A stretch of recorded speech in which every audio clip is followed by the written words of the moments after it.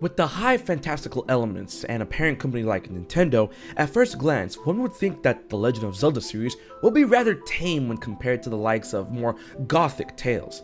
But believe it or not, Zelda has its fair share of twisted elements within its narrative, some more buried or blatant than others. Now it's time to share 15 of those with you guys.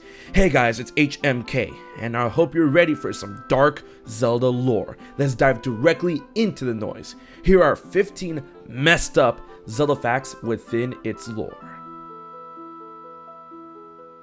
Now imagine being plagued with nightmares day in and day out, growing up somewhere where you never truly felt you belonged, and to top it off, to have some clown who wouldn't get off your back because he never accepted you due to jealousy and some supposed lack of a status symbol, with that being a fairy. Well, that was the life of Link growing up in Kokiri Forest. While he did have Saria and the Great Deku Tree to confide in, Link never truly clicked with the Kokiri or the forest life. This of course is rooted to the fact that Link was orphaned at birth due to the tragic passing of his mother and was never a Kokiri to begin with. His less than favorable upbringing can really do something to a person's psyche and understanding of self-worth. Combine that with the burdens thrust upon our hero at such an early age, you have quite the recipe for trauma. Something that is actually pretty lesser known within the Zelda community was the existence of a love triangle within Majora's Mask. With the tones of doom and gloom, as well as the relationships between the living, breathing characters, there are already enough depressing material to discover as you play the game. But when it comes to an aspect among the most famous within Majora's Mask, it deals with Anju and Kaife, the two star-crossed lovers stuck in a sad predicament. Everything considered with their specific lore, something that is overlooked is that Anju's friend Crimea of Romani Ranch is actually in love with Kaife, which has been stated to cause her discomfort whenever going into Clocktown or thinking about Anju's upcoming wedding.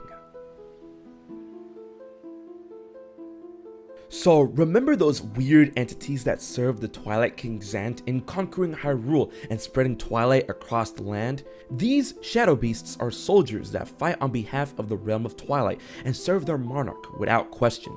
We fight them plenty of times within Twilight Princess, and it is imperative on how we slay these beings, as their defeat opens the way for portals to be used in warping from point A to point B around Hyrule. However, it is later revealed that instead of being born inherently as war beasts for the Twilight Realm, these shadow beasts are actually transformed residents of the Realm of Twilight, thanks to the false dark power of Zant, and that this whole time we've been killing mindless, innocent victims that are forced to fight and live in a twisted existence.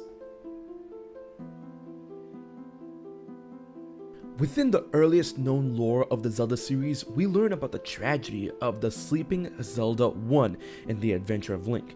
And no, this is not the same princess from the first Legend of Zelda game. This princess was put into a stasis-like sleep long before the events of the original Zelda. There was a king that ruled over Hyrule in prosperity through the use of the completed triforce. He had two children, an unnamed prince and Princess Zelda. When his time came to pass, he felt that his heir, the prince, was not suitable to inherit the complete Triforce, so he broke apart the Triforce of Courage and left the prince with the remaining portion. Furious, the prince, and this weird wizard guy, interrogated Zelda for the location of the missing pieces of the Triforce of Courage. When Zelda refused, the wizard sacrificed his life to put her in an eternal sleep.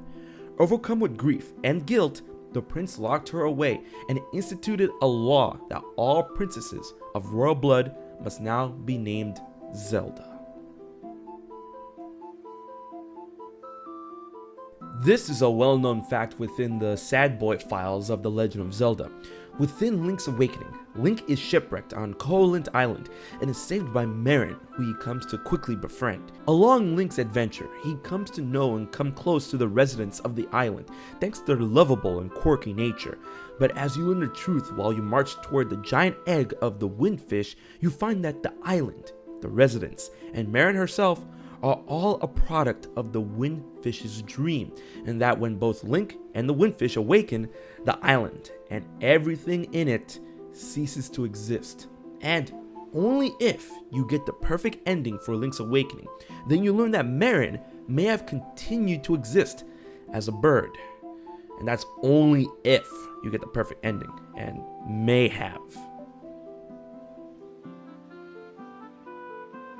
In Ocarina of Time, there are temples that are connected to the 6 elements of the ancient sages: light, forest, fire, water, spirit, and shadow.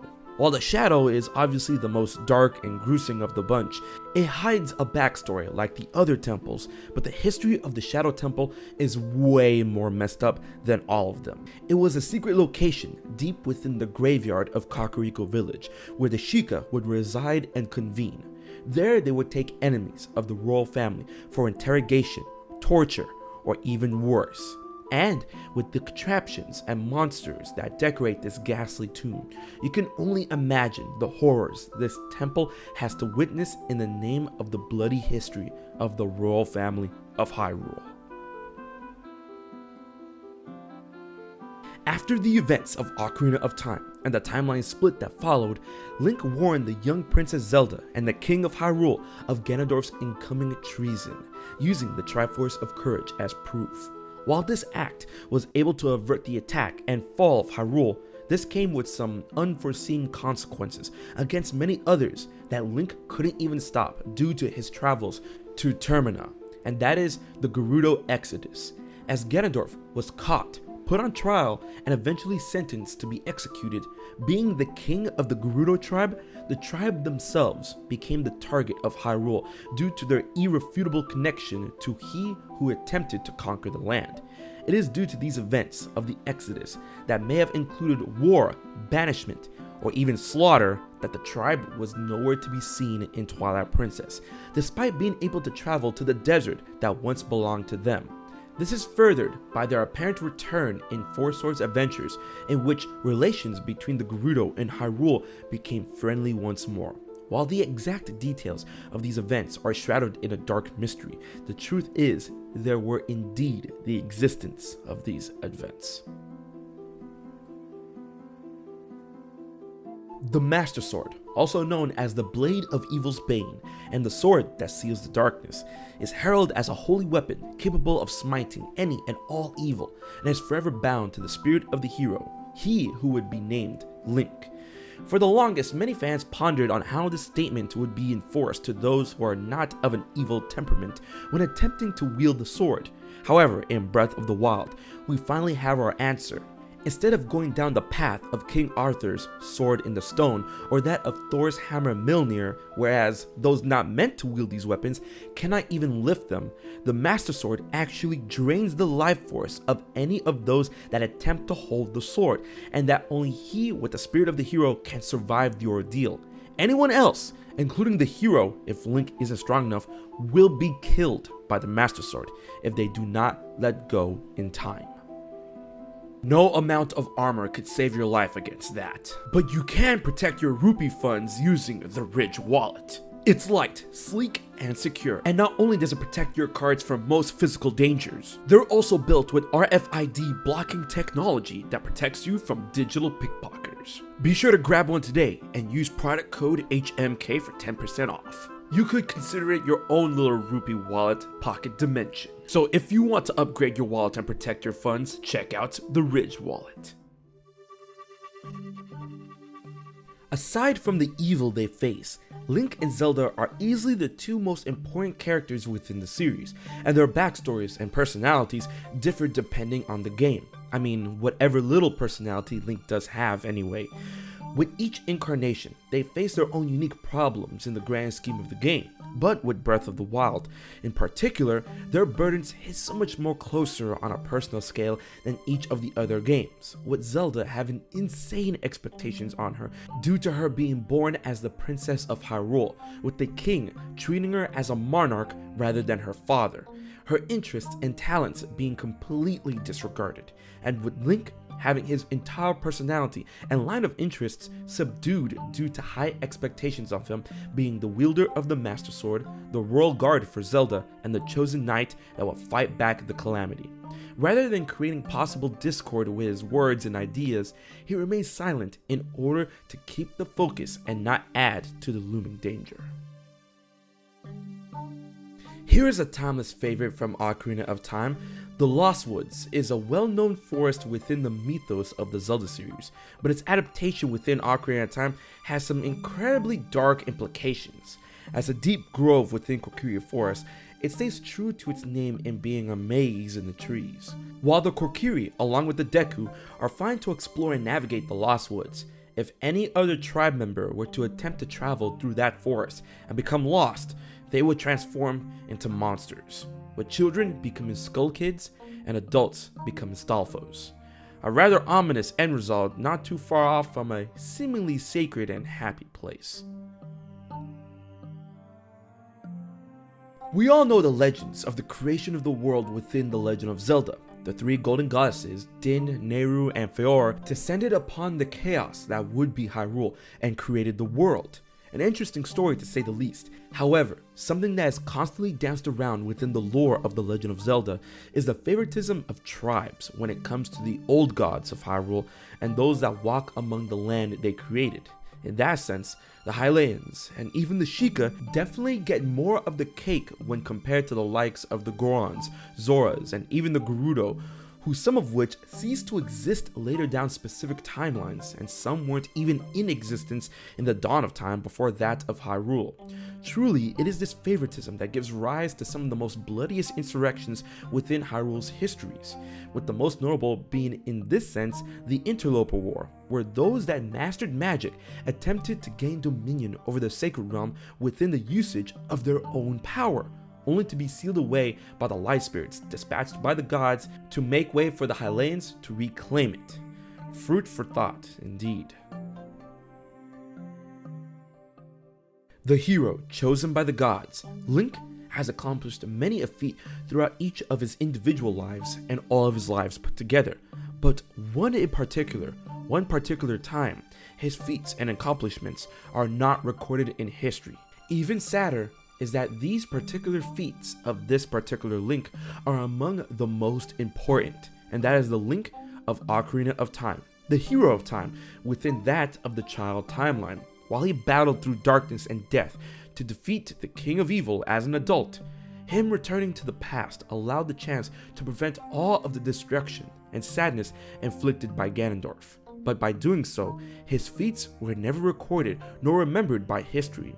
He carried his own accomplishments in solitude. He then later died in obscurity, not being remembered as the savior he deserved to be.